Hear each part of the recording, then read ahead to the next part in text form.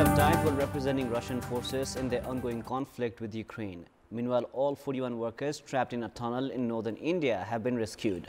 Also in this edition of Kantipur News, we have updates about actions against internet service providers failing to implement the government ban on video sharing platform TikTok and the Nepal Super League. Good evening, I'm Prarambha Dahal. Let's begin with the main stories. 3 Nepali nationals representing Russian forces in the ongoing conflict against Ukraine killed. Others remain out of contact. Nepali embassy in Moscow seeking further information. Police investigation concludes more than 30 billion rupees embezzled from 14 cooperatives, adds misappropriated funds might have landed overseas, shares concerns on abuse of funds. All 41 construction workers trapped in a tunnel in northern India after a landslide have been rescued. None of the men thought to have been injured but being given medical checks. And defending champions Kathmandu earned a late draw against Chitwan at the Nepal Super League. Kathmandu got top of the standings with 4 points. According to the Nepali embassy in Moscow, 3 Nepali nationals representing Russian forces have died.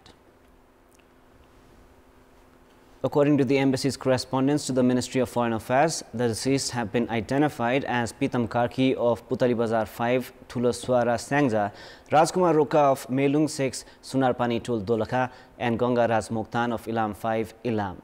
The embassy has added that the death certificates of the deceased have also been received.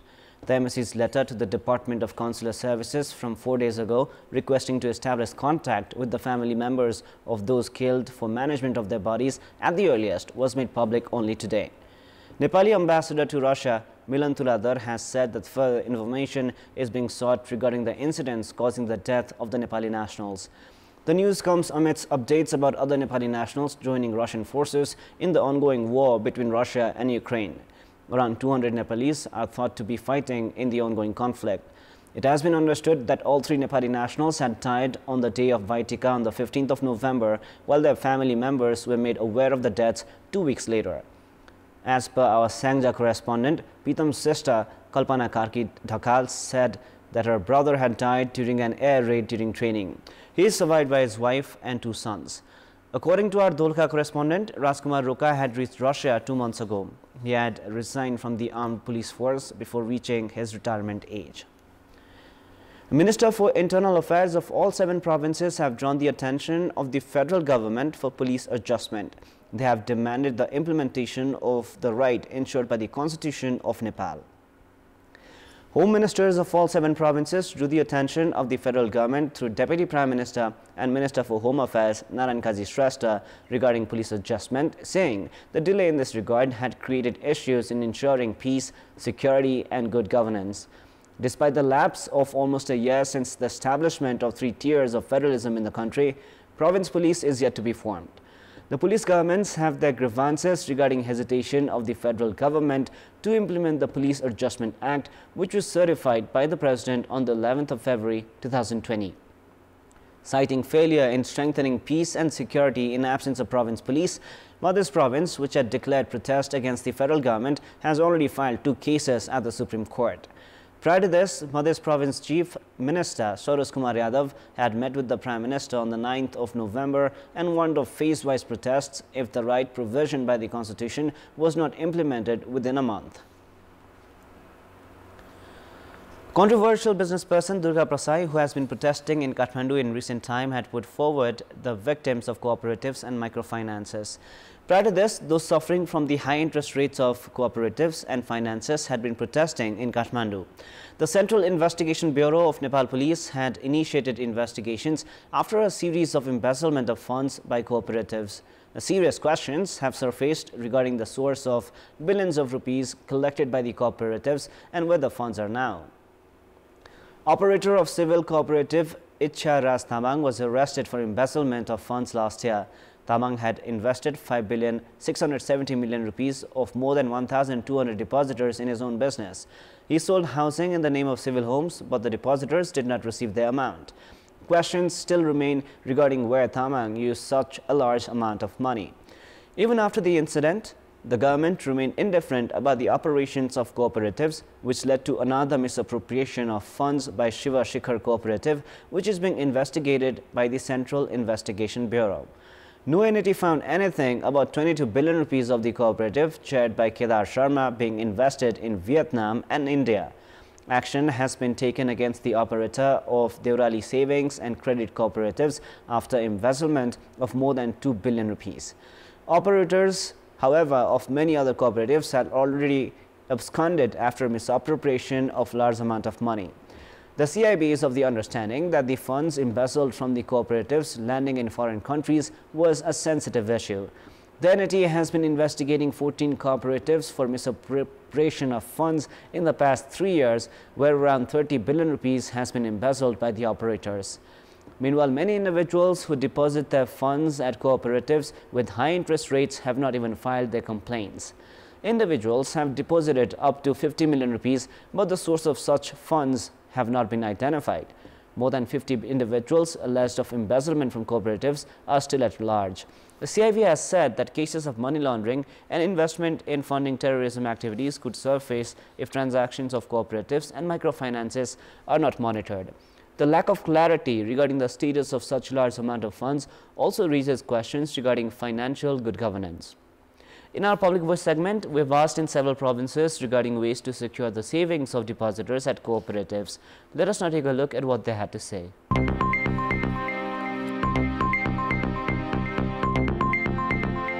काम गर्ने कारिन्दाहरूले चाहिँ त्यसलाई पारदर्शी गर्न नसकेको अवस्था भएको हुनाले अब त्यसलाई अलिकति पारदर्शी हुन सक्ने अवस्था आयो भने चाहिँ बचतलाई सुरक्षित गर्न सकिन्छ। सुरक्षा गर्ने काम चाहिँ राज्यको दायित्व हो। राज्यले त्यो दायित्व लिएर त्यसलाई कसरी निर्वाह गरिन्छ भने त्यसको निर्वाह पूरा गर्नुपर्ने हुन्छ एउटा अभिभावकको नाताले। किन सरकारले दर्ता गर्यो त? सरकारले जब दर्ता गर्छ भने उले जिम्मा लिनै पर्छ। यो पैसाको जिम्मा चाहिँ सरकारले नै लिनुपर्ने हो। सहकारीमा बचतकर्ताहरूको बचत सुनिश्चित गर्नका लागि निक्षेपकर्ताहरू आफू नै चनाखो हुनुपर्छ। बचतकर्ताको यो संस्थाहरू छन् ठग्ने संस्थाहरू, यिनीलाई चाहिँ कालो सूचीमा राखी सरकारबाट कडा कारबाही हुनुपर्छ। सहकारीमा आबद्ध हुनुभन्दा पहिला सहकारी कस्तो, कुन किसिमको सहकारी, कस्ताहरू व्यक्तिहरू छन् भनेर राम्रोसँग बुझ्नुपर्छ। बचतकर्ताहरू आफै नै सचेत हुनु पर्यो अनि राष्ट्र बैंकले पनि अलि निगरानी राख्नुपर्छ।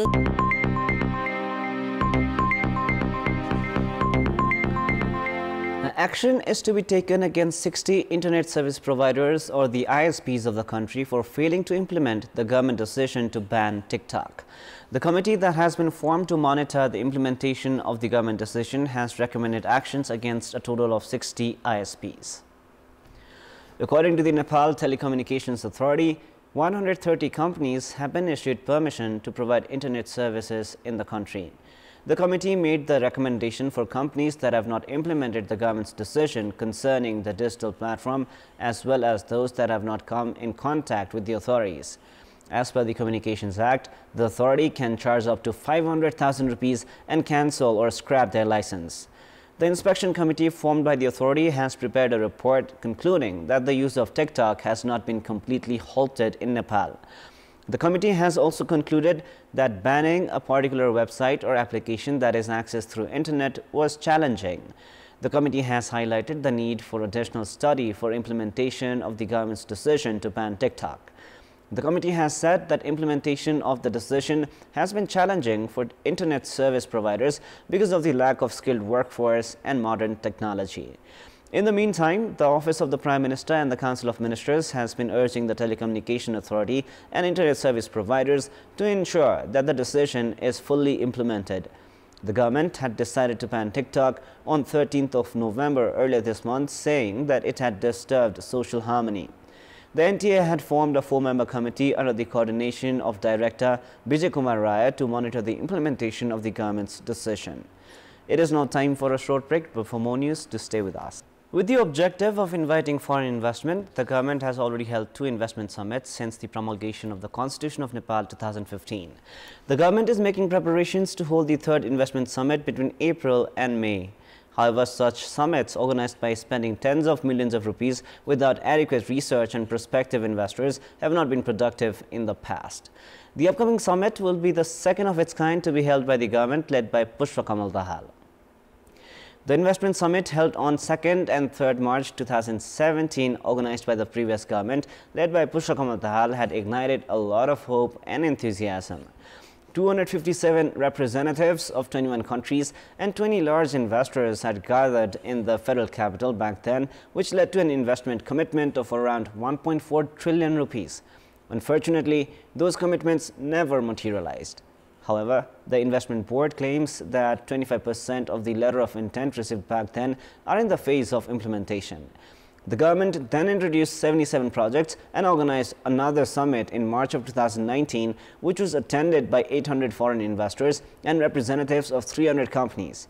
However, 30 of those projects drew only 70 applications. Even among these projects, progress has been achieved in only a few.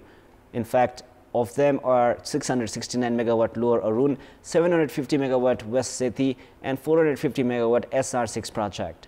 Investment summits have yet to produce expected results in absence of adequate preparations regarding projects and the government indifference towards the entities showing interest for the projects presented. Procedural complications are often identified as the major hurdle in inviting foreign investment in the country. Dangote Group, which was registered in Nepal a decade back with the objective of establishing a cement industry, was compelled to return in absence of government support regarding mining license. Analysts are of the opinion that investment has not increased because of the government prioritizing massive investors over their quality and intent. The commitment of the non-resident Nepali Association to bring in 10 billion rupees back in 2017 is also yet to materialize. The government had spent 30 million rupees during the second investment summit, where projects with inadequate studies were presented. Therefore, investment summits will only meet expectations if investment conducive and favorable policies are developed and prospective investors are invited. Farmers who had faced shortage of chemical fertilizers during paddy plantation are now struggling with the same issue during wheat plantation season. Despite the claim of adequate fertilizers in 40 offices of Krishi Samagri Company, the government entity for agricultural resources, farmers have been facing complications in receiving fertilizers because of delay and complications in distribution. Despite the subsidized chemical fertilizers being distributed through cooperatives, farmers continue sharing grievances regarding issues in receiving the fertilizers. Meanwhile, the Ministry of Agriculture and Livestock Development has said that the complications may exist in distribution instead of shortage of fertilizers. Krishi Samagri Company and Salt Trading Company, assigned with the responsibility of procurement of subsidized fertilizers, have more than 93,000 tons of chemical fertilizers in stock. Government officials have claimed that the stock is adequate for the wheat plantation season. The government of Nepal provides 53 rupees per kilo in subsidy for urea fertilizers and 51 rupees for diammonium phosphate or DAP. Budget has been allocated for procurement of chemical fertilizers worth around 30 billion rupees in the ongoing fiscal year. Wheat is planted over 654,000 hectares of land in Nepal, and despite production of 2.1 million tons of wheat each year, it fails to meet the demand by around 800,000 tons. Time now for our segment Public Polls, where you text us with your opinion. Before we ask today's question, let us take a look at the result from yesterday's poll. Yesterday we asked, why have employers not shown interest in being listed in the Social Security Fund? 44% were for A, fear of increase in responsibility, 50% were for B, insensitive towards employees, and 6% were for C, not a mandatory provision. And here is our today's question. What should be done to ease distribution of chemical fertilizers? Your options are A, adequate import, B, regulate distributors, and C, domestic production. The voting is on. Type NEWS, select your option A, B, or C, and send it to 34001 to share your opinion with us. Time now for the international news.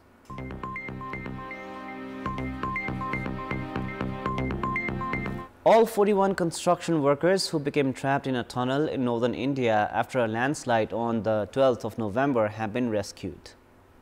The evacuation of the men to safety began more than 6 hours after rescuers broke through to end an ordeal that began early on 12th November when the tunnel caved in. Ambulances with their lights flashing lined up at the mouth of the tunnel to transfer the workers to a hospital about 30 kilometers away. The men had been getting food, water, light, oxygen and medicines through a pipe, but efforts to dig a tunnel to rescue them with high-powered drilling machines were frustrated by a series of snags. The tunnel is a part of $1.5 billion Char Dham Highway, one of Prime Minister Narendra Modi's most ambitious projects aimed at connecting 4 Hindu pilgrimage sites through an 890-kilometer network of roads. Authorities have not said what caused the cave-in, but the region is prone to landslides, earthquakes and floods. None of the men are thought to have been injured but are being given medical checks. Meanwhile, Indian Prime Minister Narendra Modi has praised the rescuers and the trapped men. In a statement on X, formerly known as Twitter, he said that the success of the rescue operation of the workers in Uttarkashi made everyone emotional. He said that the courage and patience of those trapped in the tunnel was inspiring everyone. Modi also wished them well and good health. We have more news coming up, but right now it is time for yet another short break. Time now for the sports news. Sports news. Nepal Super League defending champions Kathmandu Racers saved their blushes with a late equalizer against FC Chitwan. Chitwan had failed to register a single win in the previous edition of the NSL and are looking for their first win today. In the match played at the Dashat Stadium, despite creating several chances in the first half, Chitwan failed to convert them. An own goal from Tozidinov put Chitwan ahead in the 85th minute. However, Chitwan's lead was short-lived as Kathmandu equalized through a spectacular effort from Junia Angwene in the additional time. With the draw, Kathmandu are placed atop the standings with 4 points.